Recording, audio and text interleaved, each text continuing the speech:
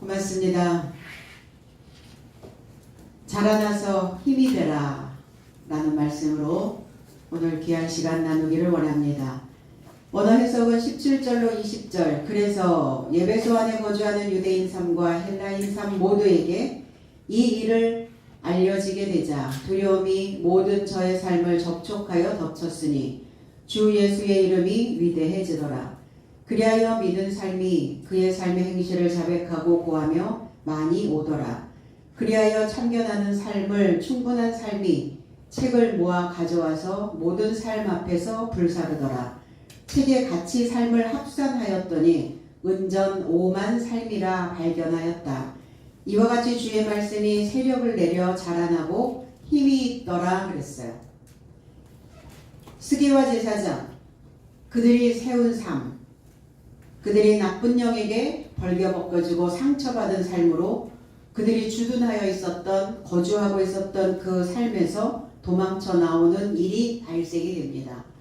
이 일을 에베소 안에 있는 거주하는 유대인과 헬라인들, 하나님을 믿고 하나님을 안다고 하는 자들이 이 일을 듣게 됩니다. 우리는 다 거주지가 있죠. 어디에서 거하냐? 물론 바깥에 우리가 어느 동네, 어느 나라 이런 거하는 거주지이기도 하지만 내 안에, 내 속에 무엇인가를 담아놓고 무엇인가를 채워놓고 무엇인가 그것을 향하여 달려가는 내 안에 있는 거주지도 있다는 겁니다.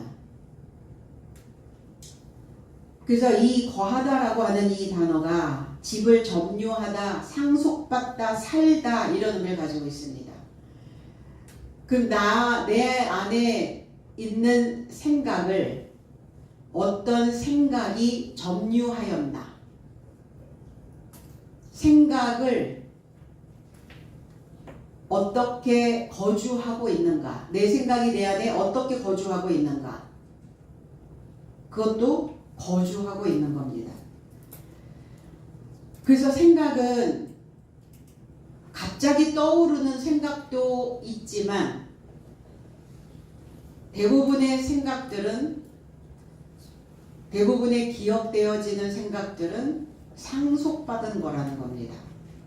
우리는 뭘 상속받나? 부모로부터 생각을 상속받습니다. 부모로부터 소리를 상속받습니다. 부모로부터 그 삶을 상속받습니다. 그래서 아버지 닮은 아들, 어머니 닮은 딸, 그렇게 얘기하죠.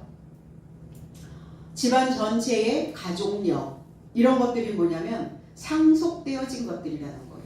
그래서 병도 상속되잖아요. 과연 우리는 무엇을 상속받아야 할 것인가? 마태복음 12장 43절로 45절에 그래서 더러운 영이 사람으로부터 나갔을 동안에 쉼을 찾아 물 없는 장소 삶으로 인하여 가로지르나 발견하지 못하더라. 그때 그가 말하더라. 내 집에 이르고자 내가 나왔던 곳에서 되돌이킬 것이다. 그리고 가서 청소되었고 수리되어진 집을 발견하고 여가를 즐기더라. 그때 그는 가서 자신보다 더 나쁜 다른 7영 삶을 자신에게 결합하여 데리고 들어가서 거기서 눌러 앉았으니 그 사람의 최후 삶도 처음보다 더 악화된 삶이 되더라. 이 나쁜 세대도 이같이 될 것이다 그랬어요. 2000년 전에 신앙생활을 하고 있는 사람들의 상태죠. 그러면 지금 2025년에 신앙생활을 하고 있는 이 세대들의 상태를 미리 예견하여 예언하신 말씀이기도 합니다. 더럽다, 깨끗하지 못한 거죠. 뭐가 깨끗하지 못한가? 생각이. 그래서 이 영은, 이 더러운 영, 이걸 귀신이라고 얘기하는데, 그래서 대부분 귀신의 영을 가지고 있는 이 영은 중성명사입니다. 중성이거나 남성이거나. 근데 우리는 귀신 그러면 어떤 귀신이 무섭죠? 여자 귀신이 무섭잖아요. 그쵸? 머리 푸르고 소복 입고 칼 물고 피 흘리고. 근데 근데 성경에는 여자 귀신은 하나도 없어요. 중성이거나 남성이거나. 그러니까 이 나쁜 영도, 이 귀신도 씨를 뿌린다는 거예요. 이 귀신도 전달력이 있다는 거예요. 전파한다는 겁니다. 강력하겠죠? 그 전파력이. 이 귀신이 나갔어요. 쉼을 찾아서 물 없는 장소로 찾았어요. 그러니까 귀신은 물을 싫어합니다. 아, 물귀신이 있다고요? 근데 성경에 나오는 귀신은, 더러운 영은 물을 싫어해요. 그 계속 그 집안에 거주하고 있으니까 계속 물이 들어오는 거예요. 물이 들어온다는 건 뭘 얘기하는 거냐면 진리를, 교훈을, 가르침을, 배움을, 공부를 하고 있다는 겁니다. 그러니까 이제 물이 없는 곳으로 좀 가야 되겠다. 배우고 있는 상황인 거예요. 나갔어요. 그래서 쉼을 찾아. 그러니까 배운다는 것은 올라가기를 소망하는 건데, 물이 없는 곳을 찾아서 쉼을 얻는다는 것은 올라가기를 그치는 거예요. 배움을 포기한다는 것은 올라가는 것을 포기하는 겁니다. 그러나 갔으나 발견하지 못했다 그랬어요. 물이 없는 곳을 귀신들은 찾아다니고, 사람도 물이 없으면 죽죠. 우리의 머리 안에 하나님의 진리의 지식이 채워지지 않으면 그는 병든 자요 귀신의 영이라는 겁니다. 물이 없는 자가 있죠. 고든 길을 버리고 미혹된 부올의 아들 발람의 길로 따라 나선 삶이요, 불의의 삭슬 사랑한 자. 이런 삶은 물 없는 샘이요, 태풍에 밀려다니는 구름이요, 어둠의 암흑이 내세에 이르고자 지켜진 것이다. 베드로후서 2장 17절에 베드로전서에 베드로 사도가 그렇게 말씀한 거예요. 물이 없는 자, 더러운 영이다. 귀신인 거다 그가. 그가 가르침을 받았어요. 나갔다는 것. 귀신의 영이 나갔다는 것은 나는 가르침을 받고 있었다는 겁니다. 그런데 나와 보니까 쉴 곳이 없네요. 그러니까 옛날에 내가 나왔던 그 집으로 다시 한번 들어가 보자. 들어가니까 깨끗하게 청소되어지고 비어 있었어요. 그게 어쨌든 배웠으니까 비웠겠죠. 그리고 청소되었겠죠. 근데 왜 다시 돌아왔을까? 이제 여가를 즐기려고, 이제 여기서 좀 쉬면 되겠구나. 배웠으니까 청소된 거예요. 그런데 뭘 안 했나? 왜 다시 이 귀신의 영이 들어갔을까? 가르침을 지속하지 않았다는 겁니다. 말씀을 듣고 있어야 진리의 샘이 채워지는데 그친 거예요. 끊어버린 거예요. 글쎄 왜 생활고로 힘들었는지, 아니면은 이 정도 배우고 들었으면 다 됐다고 생각했는지, 이 나쁜 영처럼 바울도 알고 그리스도도 알고 안다고 한 건지, 무슨 영문인지는 몰라도 배우기를 쉬고 있었다는 겁니다. 그러니까 귀신은 나왔다가 다시 들어와요. 다시 생겨요. 옛 삶으로 되돌아갑니다. 옛 거주지로 다시 나를 옮겨 놓아요. 뭐가? 생각이, 마음가짐이. 얼마나 조석변개를 합니까 인간이. 금방 좋았다가 금방 싫었다가, 어떨 땐 괜찮다고 그랬다가 어떨 땐 불평불만이었다가, 얼마나 많이 헷갈해요. 그러니까 배워서 청소는 되어 있고 수리는 되어져 있었는데 채우지를 않으니까 깡통이었대. 깡통, 빈 깡통, 깡통집. 그러니까 아이고 여기 이제 물이 없구나, 더 이상 물이 안 들어오는구나, 여기 쉬어야 되겠구나. 그러니까 예전에 들어왔던 나쁜 영이 또 그대로 있으면 또 내보낼 만한데 맹세된 나쁜 영을 결합하여 눌러 앉았다. 그러니까 어설프게 배우잖아요. 어설프게. 일곱째 날에 하나님의 것으로 맹세되어져야 되는데 예수 그리스도의 사도의 삶으로 그 일꾼으로 맹세되어져야 되는데 그 맹세되어진 그 삶까지 가지 못하고 가다가 중간에 나가잖아요. 그러면 그 삶에 거기에는 그 거주지에는 낙원은 없습니다. 그러니까 최후의 삶이 끝까지 힘들게 사는 거예요. 중간쯤 사람들은 회복도 하고 뭔가 변화도 일으켜서 바뀌기도 하고 그러는데 최후의 삶이 처음 삶보다 더 나쁜 영으로 악화되어진다. 그러니까 이제 들은 건 있죠. 배운 건 있죠. 아는 건 있죠 또. 그러니까 웬만한 소리들은 받아들이지 않고 웬만한 사람은 양에 안 차고 그러니까 뭐만 해요? 지적질만 하는 거예요. 그래서 어설픈 지식은 맹세되어져야 하나님의 것으로 맹세되어져야 완전해질 수 있다는 겁니다. 그러니까 나쁜 영으로 맹세되어진 그 지식으로는 그냥 알고 있고 지식만 가지고 있는 거예요. 그 지식은 반드시 변화가 일어나는데 어떤 변화가 일어나야 되냐면 지혜가 만들어져야 돼요. 지혜로워야 해요. 그러니까 지혜를 만들 수가 없으니까 물을 마시지 못하도록 하는 거예요. 그 자가 거짓 사도요, 거짓 신앙이요, 속이는 품꾼이요, 변장한 크리스찬들이라. 그래서 어떠한 마음이 내 거주지 안에 눌러 앉아 있는지 찾아보셔야 됩니다. 지금 이 세대가 그렇다는 거예요. 2000년 전에만 이야기 아니죠. 지금 현재형이에요. 지금 이 세대가 나쁘다. 성도들의 삶 속에서 그들이 눈을 뜰 수 있도록 빛을 볼 수 있도록 해야 하는데 그 백성들의 눈을 멀게 만들어버려요. 나쁜 영으로 인하여. 그렇게 믿으면 된다는 거예요.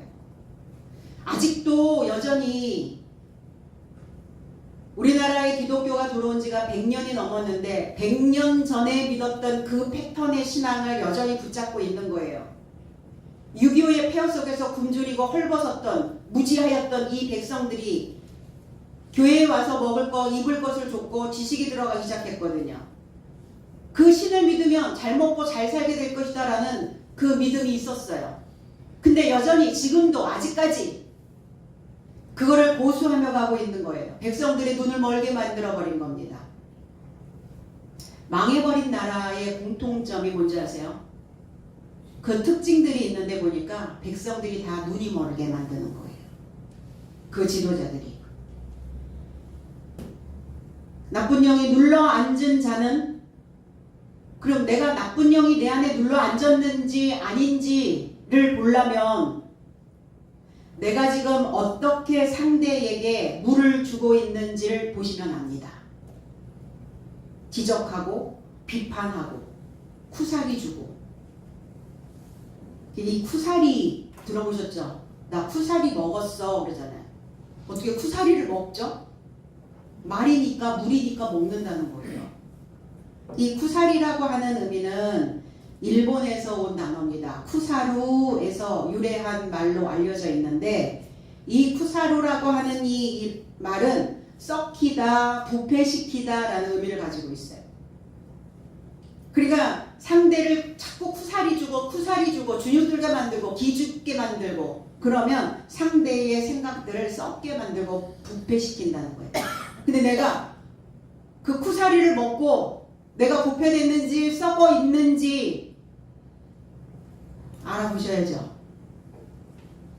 그냥 건너뛰면 안 되죠. 쿠사리를 먹은 사람들은 길을 못 펴요. 힘을 못 씁니다. 자라나야 되는데 자라나지 못하고 하나님께 힘이 돼주셔야 되고 교회에 힘이 돼주셔야 되고 내 삶에 나에게도 힘이 돼주셔야 되는데 그 힘을 발휘하지 못한다는 거예요. 잔잔하기만 하면 되는 거예요. 잔잔하기만 하면 힘을 발휘하지 못하는 자의 모습입니다.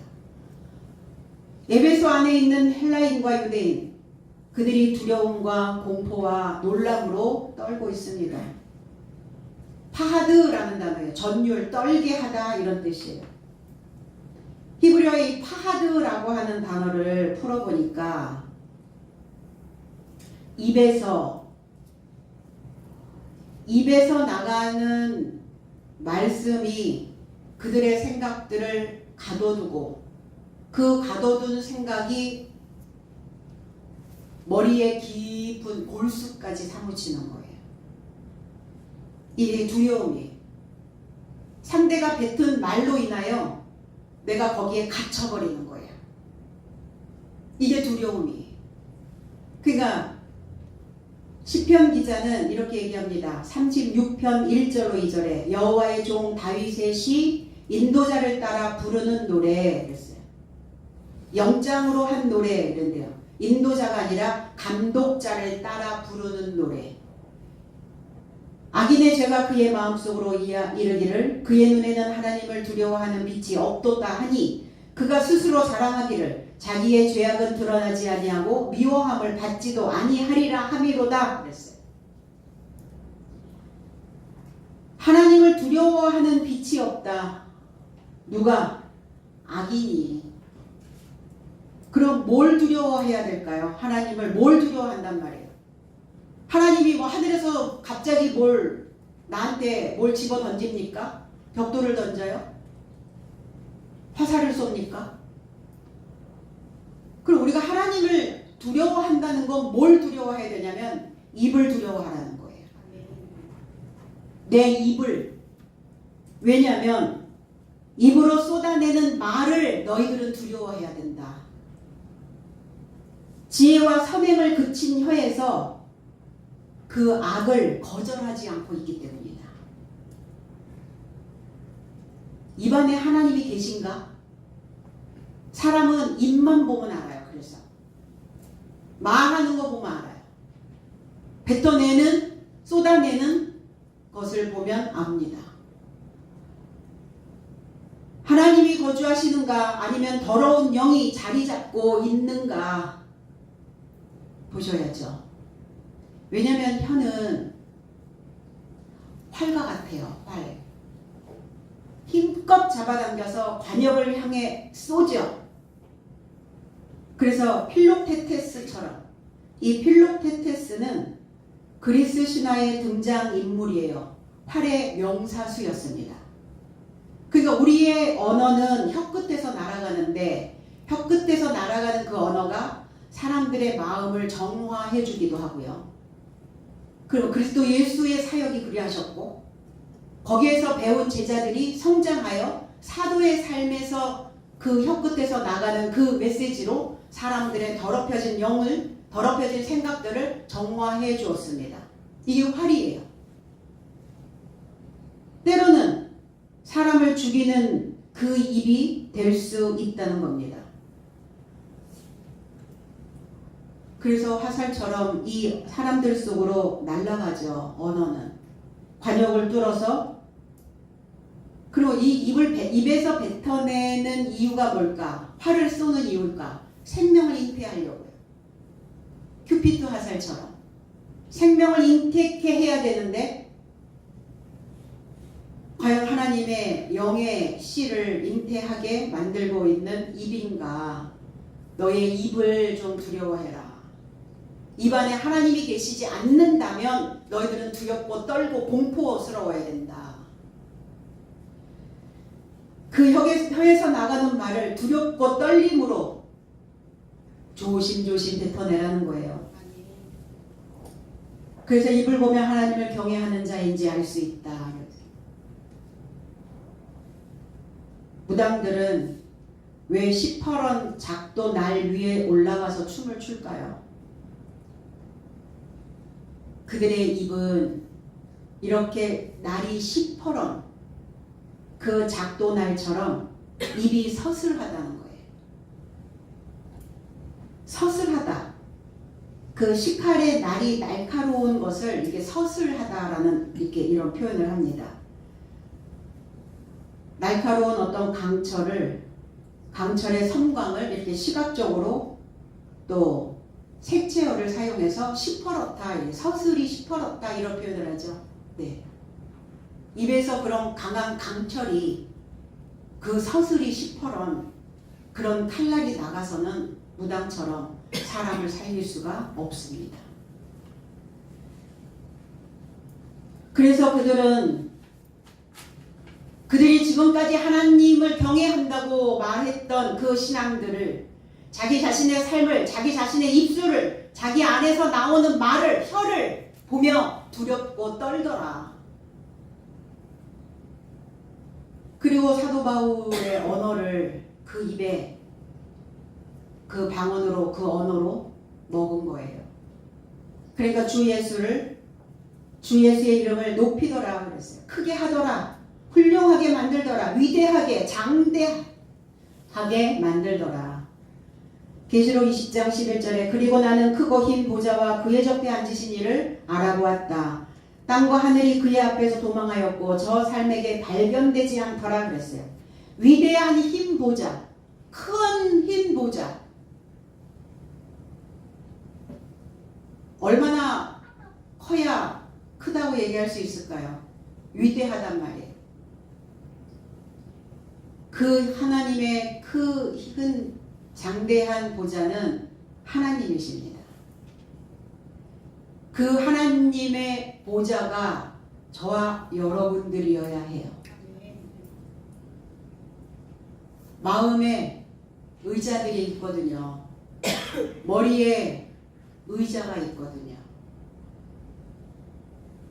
육신의 고달픔이 아니에요.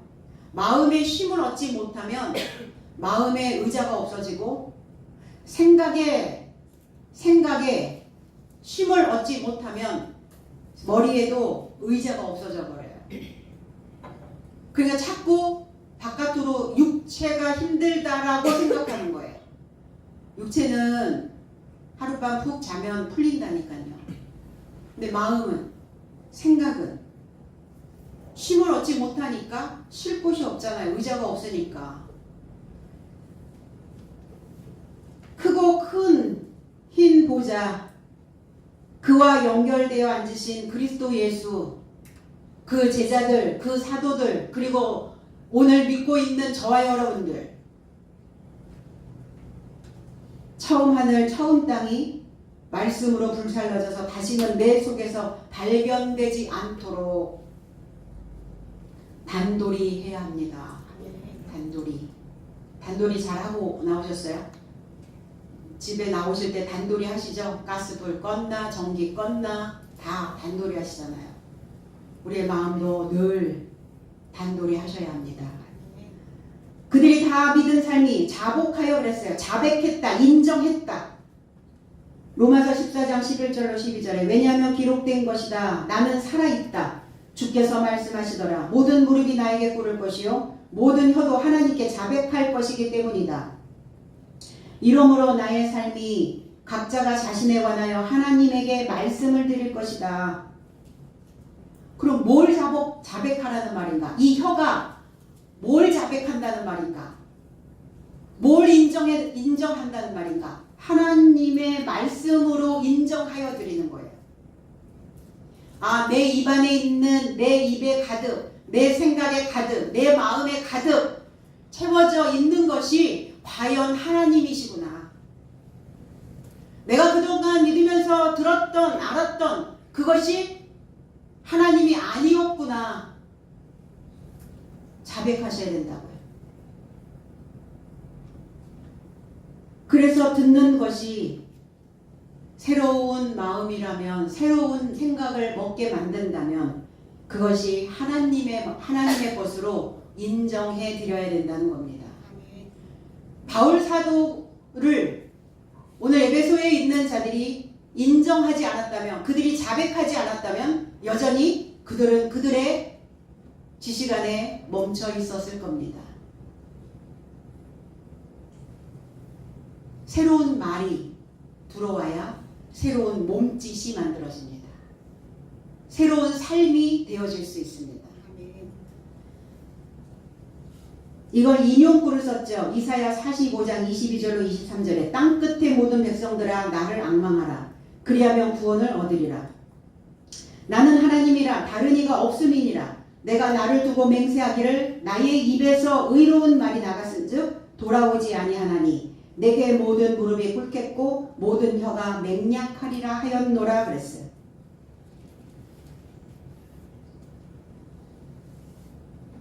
하나님의 말씀이, 의로운 말씀이 나갔는데 돌아오지 않았다 그랬어요. 바른 말을, 진리를 먹었다면, 들었다면 그걸 다시 되돌려 드려야 된다는 거예요. 우리의 입에서 하나님께. 우리의 소리, 우리의 생각, 우리를 감찰하고 계시지 않겠습니까? 그 감독자께서. 앙망하라 그랬어요. 앙망하다, 향하다 이런 의미도 있고 돌아가다 이런 의미도 있지만 날이 새다라는 의미를 가지고 있어요. 여호와를 앙망한다는 것은 어둠에서 빛으로 나오는 것이다. 날이 새야 된다. 밤이 물러가고 날이 새야 된다. 이게 앙망이에요. 너희 무지에서 이제 벗어나야 된다. 이게 앙망입니다. 모든 무릎이 나에게 꿇을 것이다. 그 진리에게 무릎을 꿇게 될 것이다. 모든 혀가, 모든 언어가, 모든 말이 나와 나에게 서약할 것이다. 그럼 말로 서약하는 거잖아요. 말로 맹약하는 거잖아요. 맹세하는 거잖아요. 그러니까 하나님과 같은 언어가 되어져야 하나님으로 맹세하는 겁니다. 주님도 아버지께 자백하십니다. 마태복음 11장 25절에 예수께서 그 시기 안에서 답변하여 언급하시되 하늘과 땅의 주인이신 아버지여 나는 당신께 자백합니다. 이는 지혜롭고 총명하다는 삶에게는 이 삶을 숨기시고 천진난만한 삶에게는 저 삶을 계시하셨습니다. 그랬어요. 모든 인류에게, 모든 사람에게 다 구원이 아닙니다. 날이 새야, 그를 향하여 돌아와야 그래야 구원입니다. 지혜로운 삶을 부끄럽게 하시고 세상의 어리석은 삶을 선택하셨습니다. 자기가 지혜롭다고 하는 자, 총명하다고 하는 자, 그 자에게는 성경의 비밀을 숨기신대요. 안 가르쳐 주신답니다. 그러면 안 가르쳐 주신다는 건 뭘 의미하는 것인가? 내 안에서 지식적인 욕구가 발동되지 않는다는 거예요. 왜냐하면 우리의 영을, 우리의 생각을 주관하고 계시기 때문이에요. 지혜롭다고 하는데, 자기 총명하다고 하는데, 내가 다 빛이라고 얘기하는데 그 사람에게는 숨기죠. 당연히. 천진난만한, 나는 아직 성숙되지 못했습니다. 하나님, 나는 아직 미성숙한 자입니다. 나는 아직 자라나야 되는 자입니다. 그 자에게만 계시하신다. 계시가 뭡니까? 덮여있는 것이 벗겨지는 거죠. 덮어놨어요. 글자로 덮어놨어요. 무엇을? 그리스도 예수를. 그래서 왜 우리가 이 말씀을 들을 수 있는 영광을 받았을까?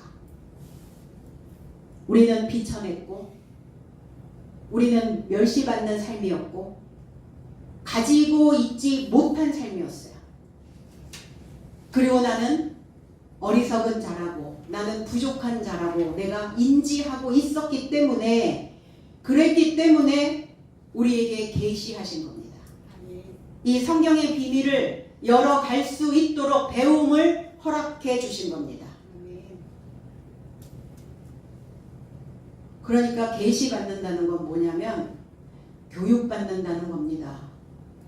배우지 않는데 뭔 계시를 받아요? 기도했는데 계시 받아요? 그런 말에 얼마나 우리가 많이 현혹되어 왔고 지금도 현재까지 그러한 말에 속아 넘어가고 있는가. 그러니까 책장 덮지 마세요. 책을 열어야 됩니다. 흘러가야죠. 이 사막과 같은 이 세상에 이 불모지 땅에서 살고 있는 이 인생에게 책을 열어서 말씀을 그 물을 흘려보내셔야 된다는 겁니다. 공급이 끊어지지 않도록 늘 책을 펴놓고 계시기 바랍니다.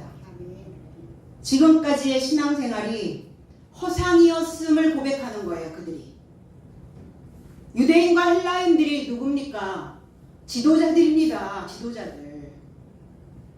그냥 평범한 그냥 천민이 아니라는 거예요.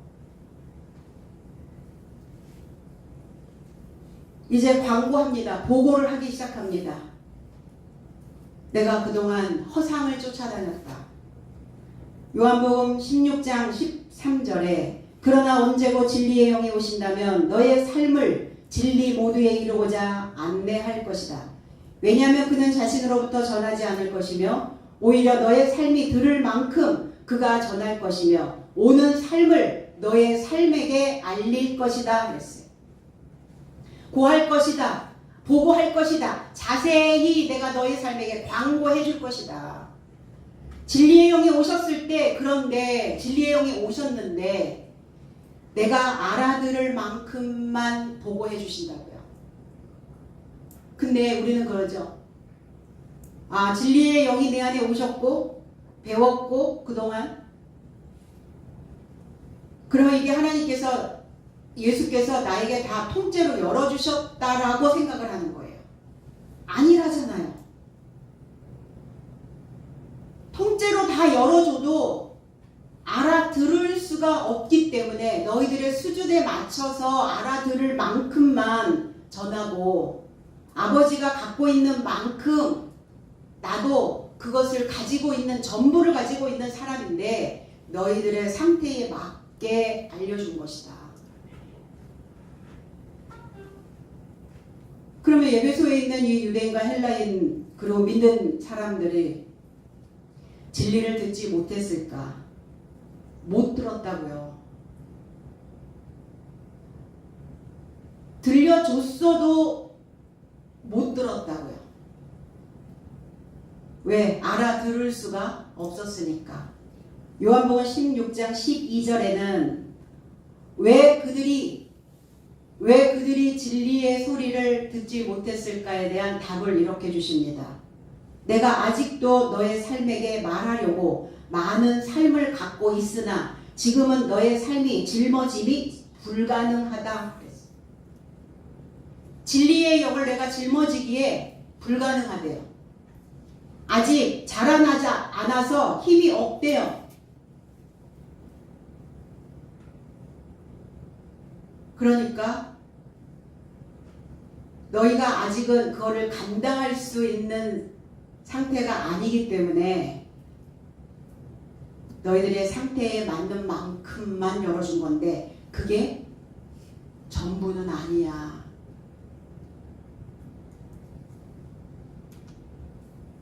믿는 사람들이 생각하는 머리는 정지되고 의심 없이 믿고 전통을 답습하는 자들에게는 알려줄 수가 없었어요. 그러면 그리스도 예수가 오셨을 때 물어보러 온 자들도 있었잖아요. 니고데모처럼 유대인의 관원이었거든요. 그는. 그리고 에베소에 있는 유대인은 안 물어봤을까요? 전부를 알고 있다고 생각하니까. 성경의 내용에 대하여, 그 말씀의 뜻에 대하여 물어봤어야죠. 우리는 어렸을 때 한자를 배웠는데 하늘, 천, 따지, 땅지, 거물현, 누를 황 그랬어요. 그럼 하늘은 검고 땅은 누렇다 이랬어요. 땅은 뭐 오곡백과가 수학의 기절이 오면 황금빛이니까 누렇기도 하고 황토니까 누럴 수도 있는데 하늘이 까매요? 맨날 날씨가 굳었나요? 그때 그 당시에 한자를 만들 때? 그러면 서당 선생님한테 물었어야 돼요. 제가 본 하늘은 파란데 왜 하늘이 검다고 말씀하십니까? 거기에 대하여 답변해 주십시오. 물었어야 되는데 이 사지선다형에 익숙한 우리의 뇌는 논술이 없고 논리가 없으니까 물어볼 수 있는 생각조차 단어조차 없었던 겁니다. 지금 우리의 신앙이 그럴 수 있다.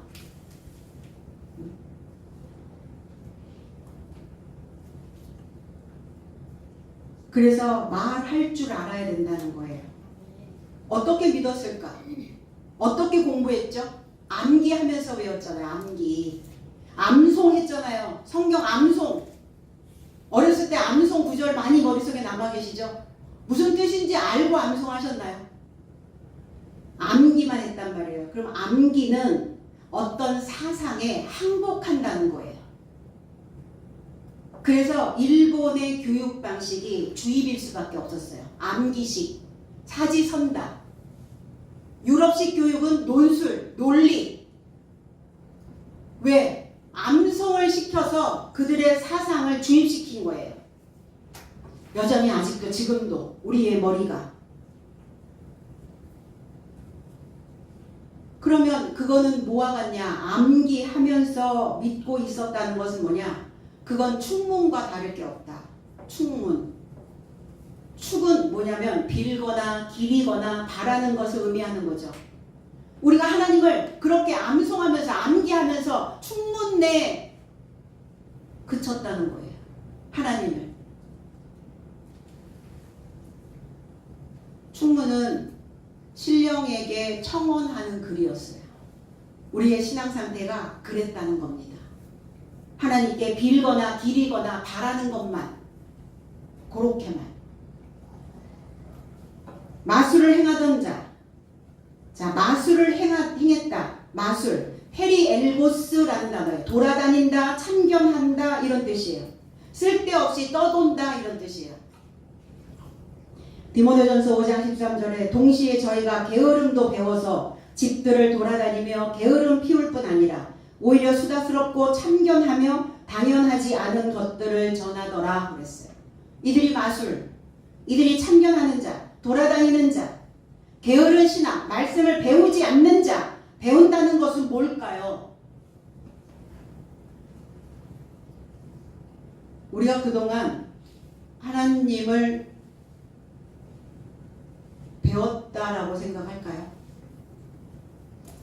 우리가 우리의 삶 속에서 뭔가를 배웠다라고 생각한다면 표현했어야 된다고요. 그런데 눈앞에 먹을 것이 있고 마실 것이 있고 입을 것이 있다면 아이들은 아무것도 말하지 않습니다. 그저 먹기만 하면 돼요. 교회가, 학교가 그리해왔어요. 그저 먹기만 하게 만들었어요. 눈앞에 없기 때문에, 눈앞에 없잖아요. 그러면 배고프다고, 목마르다고, 젖을 달라고, 밥 달라고, 물 달라고 이런 말을 배우게 됩니다. 성경을 열기만 하면 충족되어 있어서 결함이 없는 자들은 이 말씀의 뜻을 깨달을 수 있도록 배움이 필요 없는 자들이었어요. 암송. 온전한 뜻을 가르치지 못하는 게으름 피우는 자는 매일 쓸데없이 돌아다니며 참견하고 당연하지 않은 삶을 전합니다. 매일 모여서 성경 공부하죠. 매일 모여서 기도하고 매일 모여서 예배하고. 하나님 정말 기뻐하시는 일이겠죠? 그럴까요? 그런가요? 왜 바리새인 서기관, 왜 그들을 책망했습니까? 매일 모였는데. 그런데 빈말쟁이들이었다. 빈말. 참견하며 돌아다니는 자. 그냥 이 집 저 집 다니면서 참견만 했잖아요. 당연하지 않은 것을 당연한 것처럼 가르쳐 왔잖아요. 그들의 입에서 나오는 말이 무서워야 되는데 그 말을 뱉어놓고도 책임도 못 지면서 두렵고 떨려 하질 않았다는 거예요. 게으름뱅이들이. 그 많은 사람 유능한 자들이에요. 마치 때에 맞춰 오는 이런 사람, 충분한 자격을 갖추고 있는 그 많은 사람들이 책을 모아가지고 왔네요. 우리가 보는 이 책도 책이고 저와 여러분들의 삶도 책이고 내 안에 기록되어져 있는 생각도 책입니다. 시집을 내죠. 시인은 그 시집 책을 어떻게 내죠? 머릿속에 있는 게 나오는 거잖아요. 작가들은 책을 어떻게 만들죠? 마음속에 있는 것들이 나오는 거잖아요. 이게 책이에요. 기록되어져 있는 거. 이 책, 비블로스라는 단어입니다. 책의 삶이라 해석합니다. 이렇게. 책을 갖고 왔다. 이렇게 하지 않고 책의 삶을 가지고 오더라. 그러니까 각자 사람들이에요. 각자가 책이었던 거예요. 하나님을 믿으면서 자기는 책으로 만들어졌다고, 완성되어졌다고, 완성본이라고 생각했던 것들이에요. 더 이상 그 메시지를 이어서 쓸 필요가 없다라고 생각한 거예요. 책의 삶을 모아가지고 왔다. 파피루스라는 단어에서 유래가 됩니다. 식물의 내부 껍질 이런 단어. 파피루스, 페이퍼, 종이죠. 책의 두루마리 이런 단어. 식물의 껍질을 벗겨서 그 내부에 있는 껍질. 결국 사람들은 책이 된다는 건 뭐냐? 내 내부에 우리의 육체의 생각들의 껍질을 다 벗겨내고 습기 다 제거하고 거품 다 빼고 바짝 눌러서 수분 다 증발되면 그러면 거기 내부에 표피가 아니라 내피에 내 안에 기록되는 겁니다. 암송해서 될 일이 아니라는 거예요. 성경은.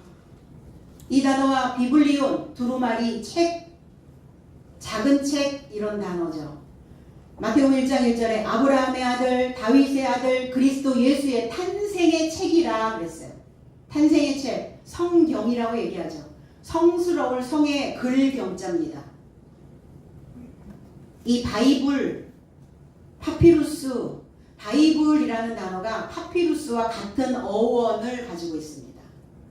파피루스를 전 세계로 수출하던 페니키아인들, 비블로스라는 도시에서 따왔다는 거예요. 이 파피루스를 전 세계에다가 수출을 했어요. 근데 그 지역이 어느 지역이냐? 비블로스라고 하는 지역이에요. 그러니까 파피루스 종이가 이 비블로스라는 단어와 같은 어원을 가지고 있다. 이 단어가 바이블이라는 단어로 바뀌었다는 견해도 있습니다. 성경. 그들이 믿었던 책은 살아있는 책이 아니었어요.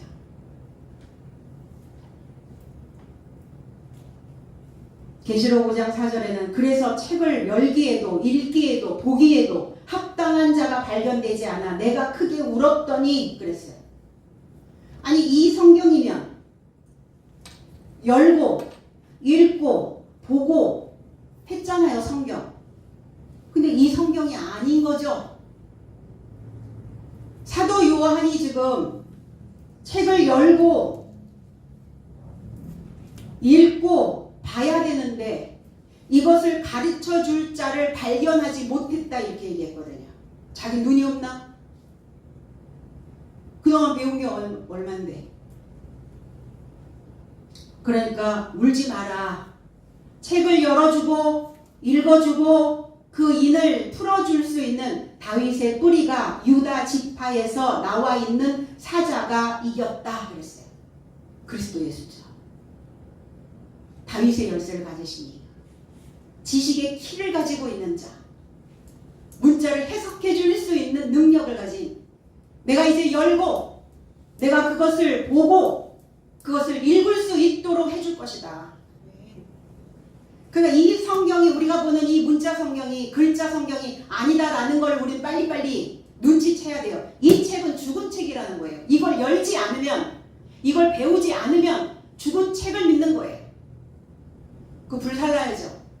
그 가지고 온 거예요. 그래서 그들이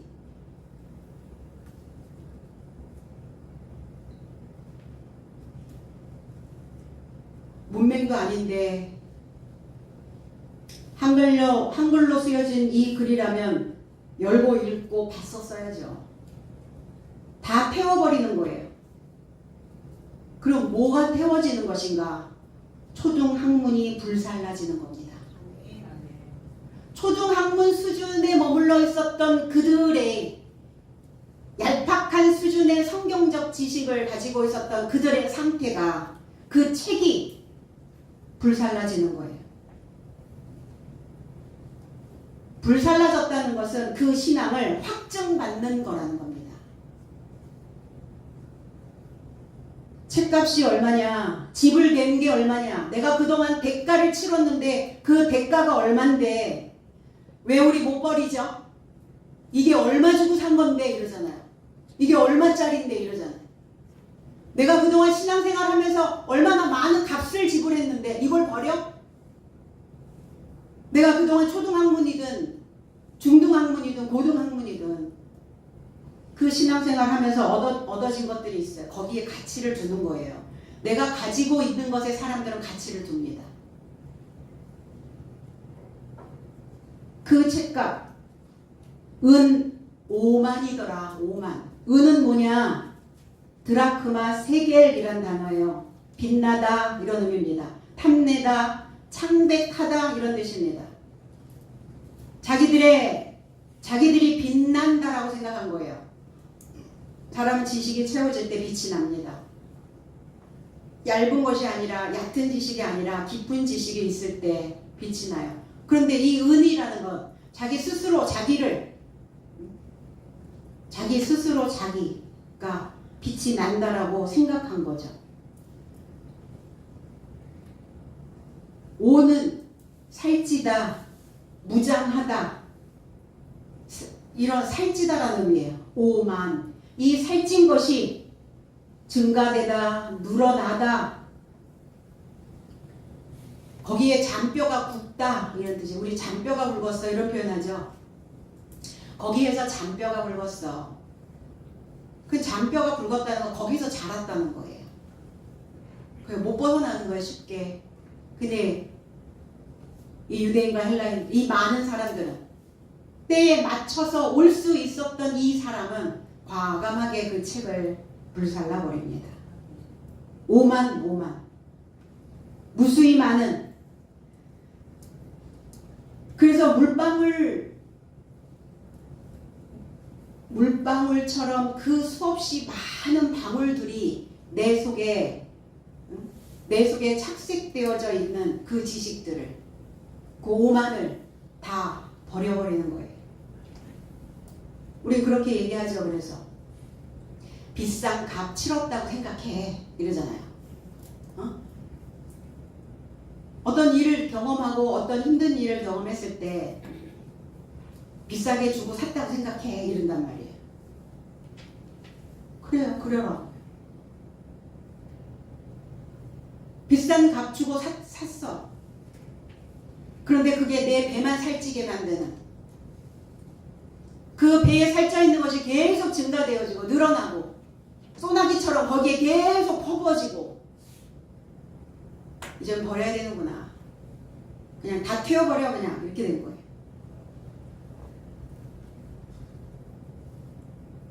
그래서 살쪄놓은 초등학문으로 스스로 빛이라 생각하는 것을 버리고 바른 믿음을 그들은 택합니다. 주의 말씀이 흥황하여 그랬어요. 자라났다, 증가하다, 달이 찼다 그랬어요. 달이 차야죠. 에베소 4장 15절에 오히려 나의 삶이 사랑 안에서 진실하여 모든 삶을 그에게 이루고자 자라라. 그는 그리스도인 머리이시다 그랬어요. 그리스도의 머리까지 자라래요. 근데 사람의 속임수 안에서 교훈의 바람에 휘둘려서 운반되다 보니까 믿음이 물결쳐서 늘 자라나지 못하고 있는 거예요. 성장하지 못하고 있는 겁니다. 그리스도의 지식 안에서 자라날 수 있어야, 그래야 구원입니다. 그러니까 자라라고 얘기하시는 거예요. 자라지 못하면 구원은 없다, 너의 삶에. 그리고 힘이 있어 그랬어요. 힘을 쓰다 이런 뜻이에요. 손을 잡다 이런 뜻이에요. 손잡고 이 말씀을 붙잡는 겁니다. 손잡고 함께 가실 분 모집 중입니다.